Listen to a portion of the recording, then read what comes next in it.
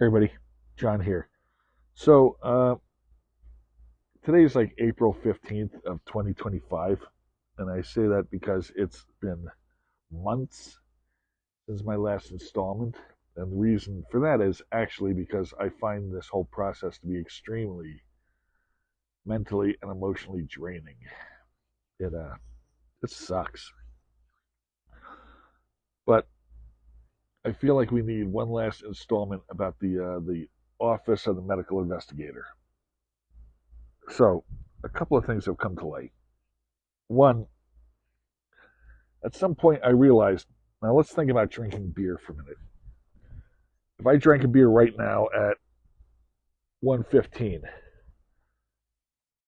what, maybe half an hour later, I got to pee, depending upon how many beers I've had. Would you agree with that? Does that seem reasonable?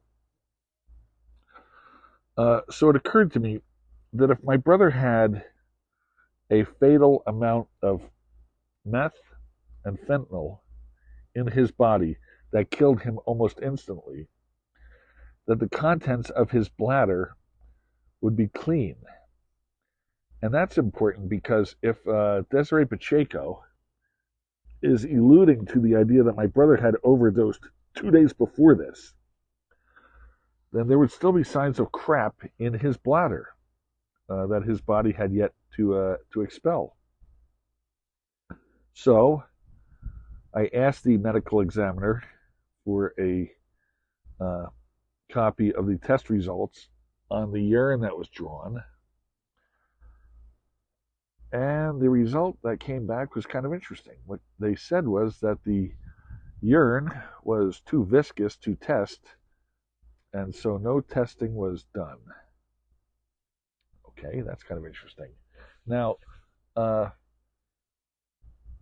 at this point, I wrote to the office of the medical examiner and to Dr. Laura Dvorak in particular, and said, "Hey, remember when you said that the findings were not written in stone, and that as things evolved, that you would consider reopening the case, blah, blah, blah."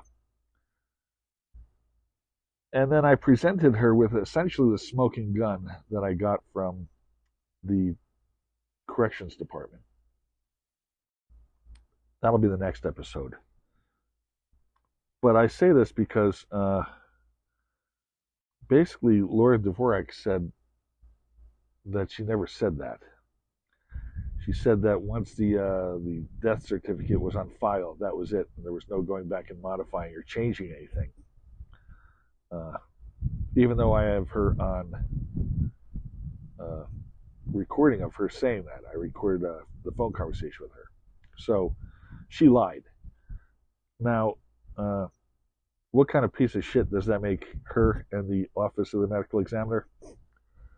I'll just say this: Gene Hackman and his wife, Gene Hackman the actor, and his wife passed away here about a month and a half ago. And the same people that butchered my brother are the same people that tried to determine what killed Gene Hackman and his wife. And the fact that those results tend to change with the course of time and the winds and what have you should tell you that basically those people have no idea really what they're doing. Uh, I guess you get what you pay for. You live in a small state, underfunded, and that's the deal. Anyway, it's time now for the smoking gun. So I'm going to end this episode now and see you on the next one. John out.